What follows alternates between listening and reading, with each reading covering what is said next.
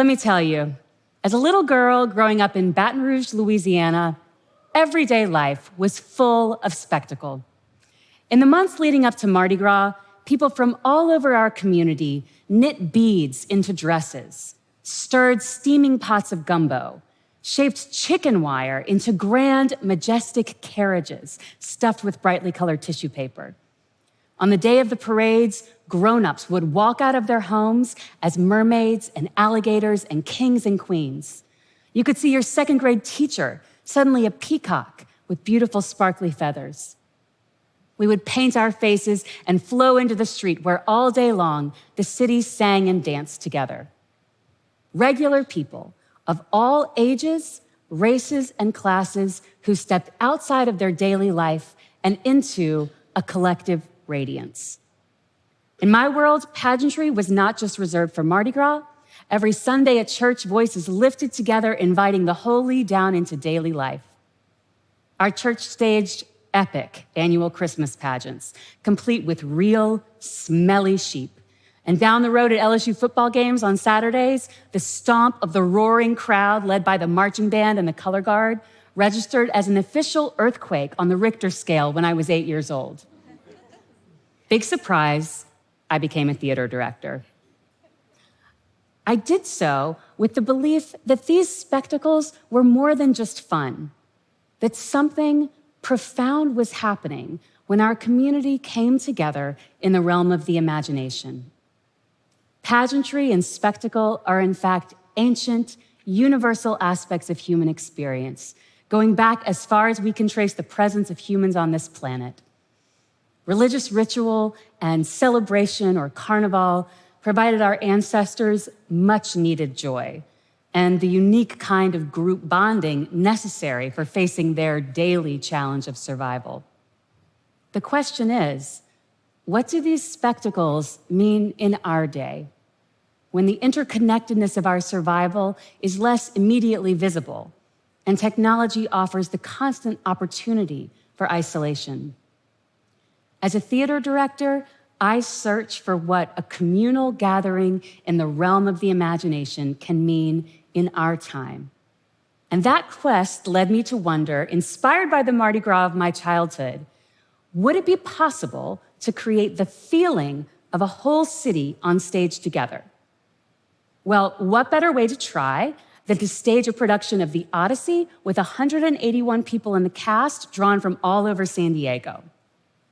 I chose the Odyssey because, as an epic story of the journey towards home, it felt large enough for us to all find ourselves inside of it. As I wandered around San Diego, I started to wonder, what if that amazing gospel choir played the goddess Athena? And those salsa dancers, what if they created Circe's lair? And that amazing high school drum line, what if they took care of the big archery contest that saves Odysseus at the end? Sort of like medieval passion plays, when it was like, bakers, you take the Last Supper, butchers, you do the crucifixion. When the Odyssey opened in 2011 at the Old Globe, even I was not prepared for the wave of joy it unleashed. Look, I'm not a social worker, I'm an artist, but the show surprised me.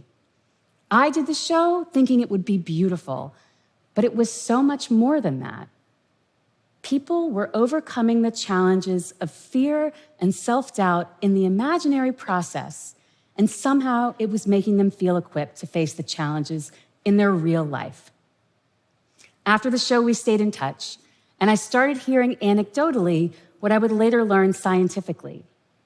Students who had been part of the show were doing better in school. Some of our elders experienced noticeable health benefits like better blood flow and increased mobility. A remarkable man in his early 50s who had come to us through a homeless shelter got a job, a steady job, for the first time in his adult life after the show. And 10 years later, he was still employed. He traced it back to performing in the Odyssey. Why? I asked him, and his answer was simple. He said being part of the show reminded him that he had value. And he knew that if other people were counting on him, he could show up. Well, the Public Theater in New York was willing to give me a home for this work, and in 2012, I started Public Works, a program that brings together community members from all over New York City, including children and senior citizens, domestic workers, military veterans, men and women rebuilding their lives after prison, and Broadway stars, all to create 200-person pageants annually at the Delacorte Theater in Central Park.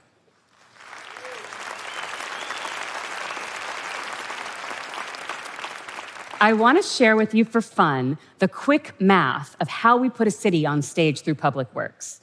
In, for example, our production of The Winter's Tale, we had 107 community ensemble members, ages 2 to 92, 34 choir singers, 16 Bhangra dancers, 12 ballerinas, 7 Sesame Street characters, 6 stilt walkers, 5 Broadway actors, 4 capoeiristas, 3 park rangers, 2 Chinese lions, 1 bear puppet, and 1 big bird.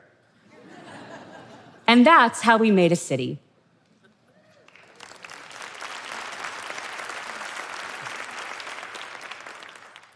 But why stop there? This July, 18 cities and towns across America will simultaneously premiere their own large-scale public artwork responding to the theme, No Place Like Home. Local artists partnering with their municipality and their local community health centers to manifest what is possible when the arts belong to everybody.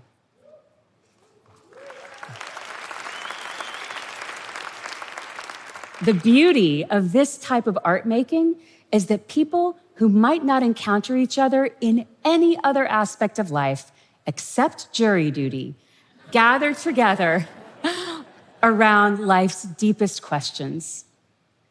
This collaboration reinforces that we all deal with the same emotions. We have all known love, fear, frustration, joy. And because we meet as equals in the realm of the imagination, something is possible that's often not when we're separated and boxed into our social roles. Whereas in San Diego, my observations about transformation were anecdotal, with Public Works, we brought on a linguistic anthropologist from the very beginning to trace the impact of the work over many years. And the results were the same. In my now 20 years of directing theater, everywhere from prisons and shelters to Broadway, I have seen seniors recover from strokes and surgery more quickly than their doctors said was possible. I've seen children diagnosed with autism who had been told higher education was not an option go on to thrive in college and graduate. I've seen a homeless man in Philadelphia suffering from severe AIDS-related complications show up at our rehearsal immediately after leaving his hospital bed because he wanted to dance in our production of Don Quixote that night. So after all of this, I am not surprised to learn that the World Health Organization pooled 3,000 studies on the relationship between arts and health and found that arts interventions have a significant role to play in the reduction of ill health, the promotion of good health, and the management and treatment of disease. The good news is that this type of health benefit comes from things as simple as joining a choir, going to a museum, being part of a weekly drawing class. Loneliness is now an epidemic in our world, and the growing belief that we have nothing in common with people who believe differently from us politically or religiously is tearing our social fabric apart. Participating in something much bigger than yourself, working hard towards a shared good, this restores our sense of connection. And in the realm of the imagination, perhaps even behind feathers and sequins, what becomes visible is the divine spark in every human being and in our one collective humanity. Friends, the sociologist Emile Durkheim says something I love and believe in. They find a remedy because they seek it together. Thank you.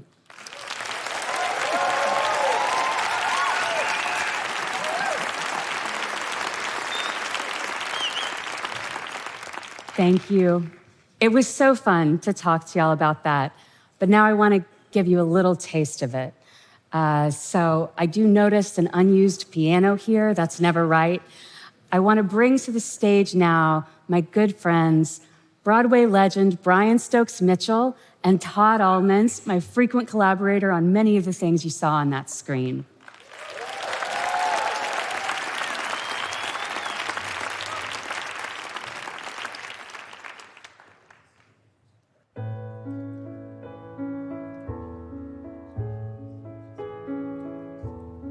To dream the impossible dream,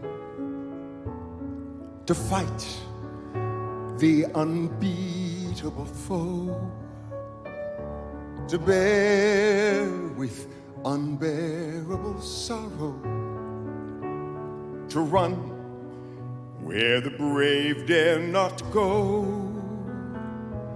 to right the unrightable wrong, to love pure and chaste from afar, to try when your arms are too weary, to reach the unreachable star. This is my quest, to follow that star, no matter how hopeless, no matter how far, to fight for the right without question or pause, to be willing to march into hell for a heavenly cause. And I know if I'll only be true to this glorious quest, that my heart will lie peaceful and calm when I'm laid to my rest, and the world will be better for this, that one man scorned and covered with scars still strove with his last ounce of courage to reach the unreachable stars. This is my quest, to follow that star, no matter how hopeless, no matter how far, to fight for the right without question or pause, to be willing to march into hell for a heavenly cause.